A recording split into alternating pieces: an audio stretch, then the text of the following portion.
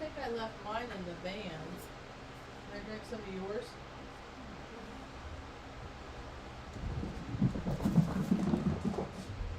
Oh, there they go.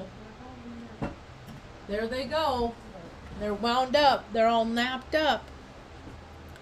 They're all wound up. And then 2 of them went outside today. They came back in. I thought it was a different one, and I kept looking for one, but because I could tell by their toes, because they all look the same, but their feet. Like, there's one that doesn't have any white on its feet. There's one that just has a little white on its toes. That's itty bit. And there's one that has like a lot of white on its feet.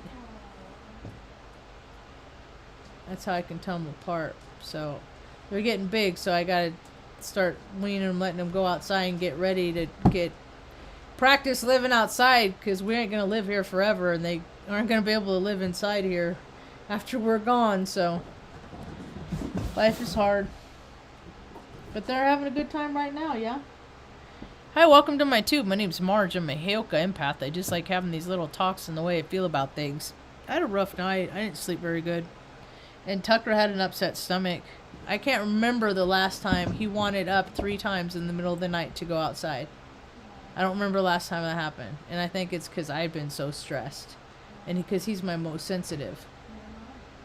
So, the first time I got out, I was like, I don't know, it was like 9:30, and I just wanted to go to sleep. I just wanted the day to be over. I was done. And then he'd lay down, then he got up again at like 11:30, and then he got up again at like 3 or something. And the first time I got upset, I was like, and then I was like, and then I noticed he started getting scared, and then so that gave me an opportunity to observe my behavior and to change it and to just calm down, because I didn't want to get him upset. He didn't feel good. He had an upset stomach, you know. So I wasn't going to make it worse. Luna, stop yelling at Artie. Good boy, Artie. You got a bad rap, Artie Pants. So, then I woke up, and I did get some kind of sleep, because I did wake up at like 6:30. But I'm not dreaming right now, too. And I really want to dream right now. I'm not. So, had a hard landing this morning.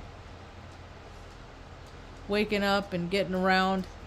I was crabby, and then I went to the park because I was going to go with the buddy to go around, look at places to live, places to put a trailer. He's lived here his whole life, in 57 years. So he knows a lot more people than I do. But I was in such a foul mood. I told him, I said, dude, maybe we should do this tomorrow, because if I was you, I wouldn't want to be around me right now. Yeah. So he was like, yeah, okay. I said, then I can be out here earlier tomorrow, because I didn't get out there until like 10:30 or something like that. And so we're going to do that with another guy. Yeah, we're going to go drive around, look for places for us to move to. Get extra proactive, because I feel so powerless in this other area of my life with Jessica, so I got to get busy in other places, you know. Can't just sit on my hands and just, wait to feel better. So, then I was like, I shouldn't be here by myself. This ain't fair. Mom should be here too. So I was like, I'm going to go home and get Mom. So I came home and got Mom, and there these group of people there that they were there last Wednesday, I think. Or maybe it was the Wednesday before that. Maybe I didn't go. I can't remember. But it was on a Wednesday. And they'd gotten produce from the farmer's market. They went around and got produce from like the stands that they couldn't sell for one reason or another. And then they made a vegan chili out of it, and then brought it to the park, and just went around, and whoever was at the park said, hey, we got some food over here. Come join us, right? Right? Well, today, the people showed up again. I can't remember the young man's name. I'm not good with names, but I met a guy named Oh, forgot his name too. But he said he was going to pray for Jessica. For Jessica? Yeah. Yeah, so anyway, that was kind of cool. But anyway, I walked over and today they had turkey sandwiches on rye bread. And they even had a skillet where they were making the melting the cheese, the pepper jack on the turkey sandwiches. You and I split one, and they had a nice butternut squash soup. Yeah, and it was real sweet though. I don't think soup should, in my mouth, it's not supposed to be sweet. You need water? Go ahead, Beauty. No, we're not going out yet. As soon as I'm done talking, you can go out first. Come on, get up there. Good boy. So that was real nice. And then they had like all these bags of clothes and stuff that they were giving people. So like one of my homies got it. He needed a new, I was almost gonna go buy him a new pair of boots for winter. Because they were all broken and stuff like that, you know. And he makes jewelry and he sells jewelry.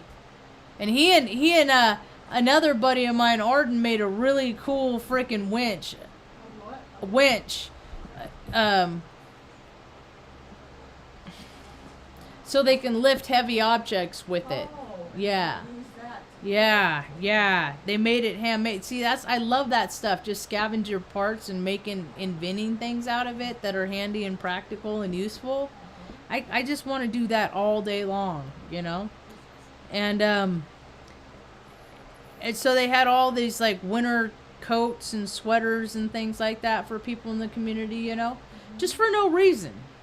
Just cause there is plenty enough to go around, you know. This is how I've been seeing the future, right? And so it's really cool to be a part of the future as I've seen it, as it playing out, right? Because that's all I want to do is I just want to grow fruit and vegetables out here in these tomatoes that I have, Mom.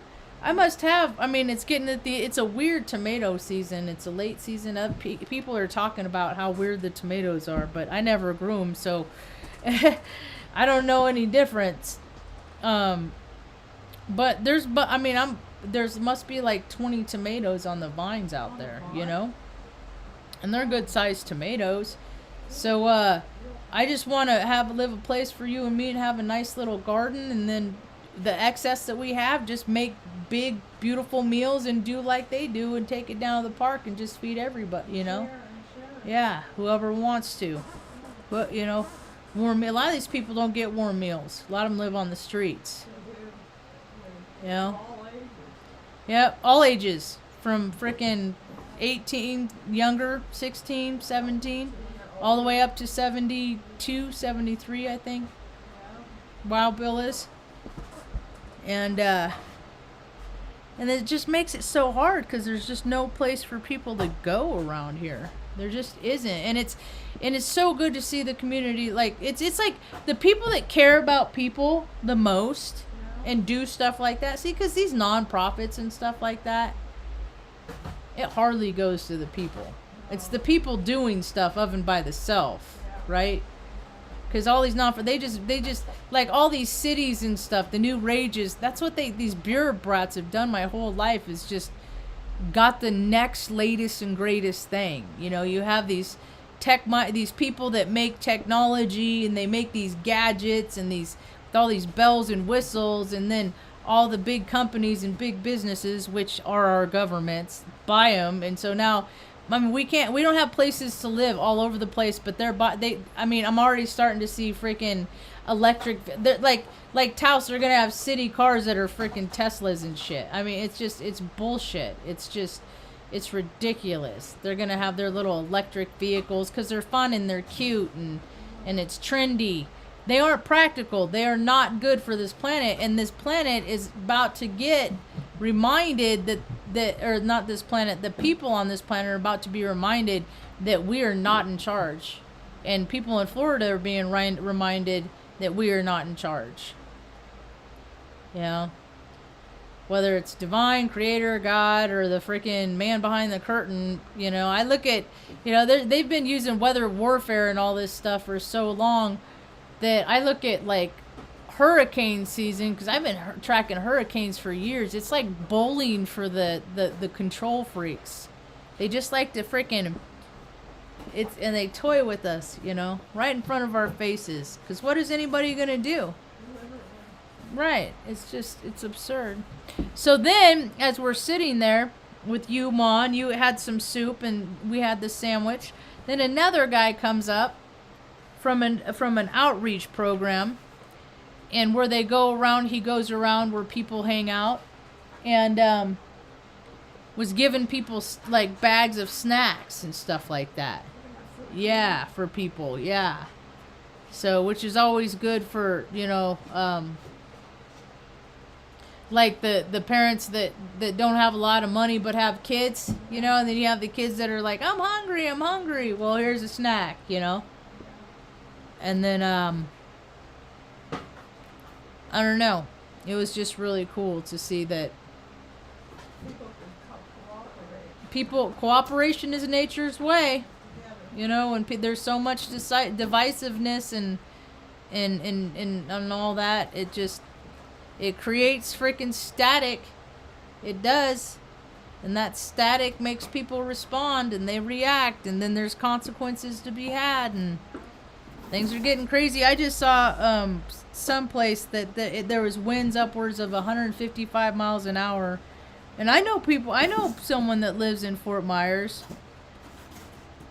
You know, everybody gets their chance to ride. Everybody gets their chance. Everybody gets their chance to be in like freaking crazy storms. Everybody gets their chance to lose loved ones. Everybody gets their chance to experience life, you know. And some people get to dodge life, and you know, they it's like they save themselves by just not knowing people. Like, it's safer that way. You'll never get hurt if you don't invest in any kind of personal relationships, right?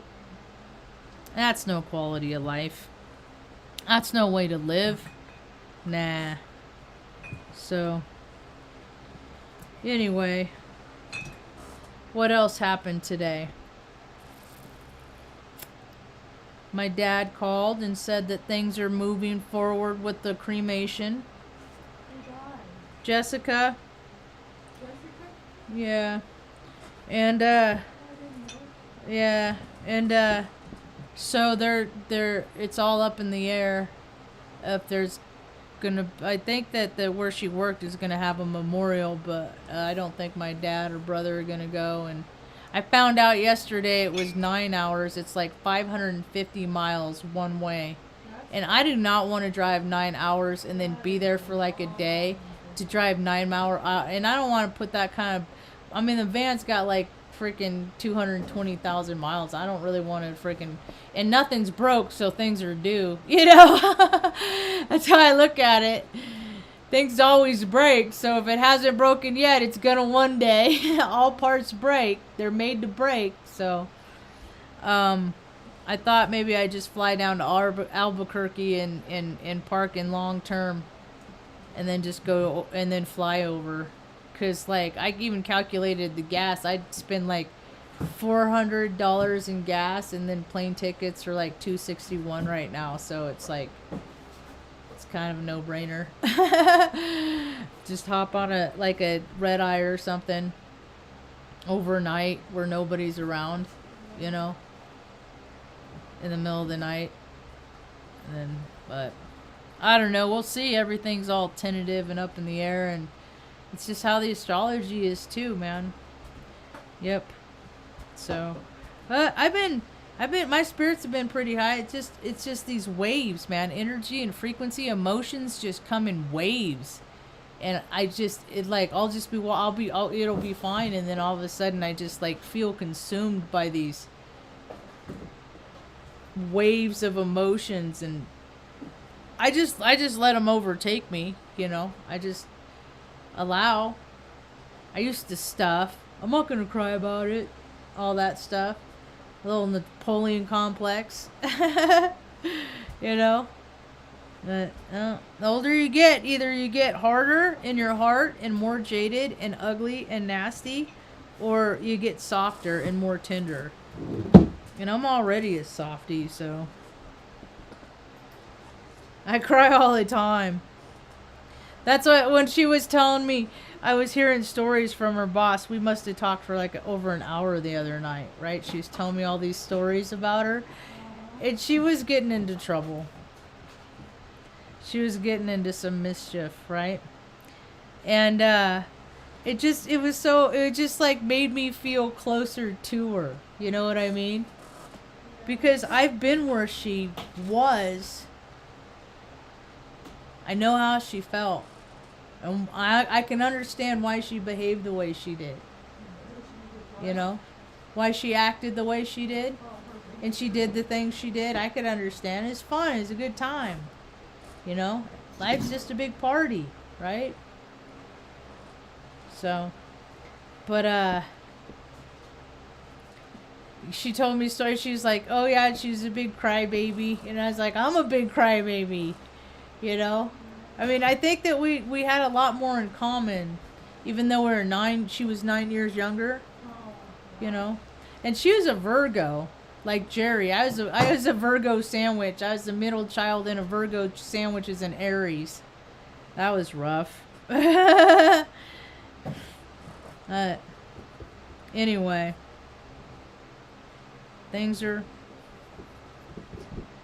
The days keep going by, whether you want them to or not, you know. The world changes every single day. The earth is constantly changing. Things are constantly moving, huh, Stanley? He's like, yeah, these little cats are annoying me. How did they get that box out? I don't even know. It's always an adventure, huh, Ma?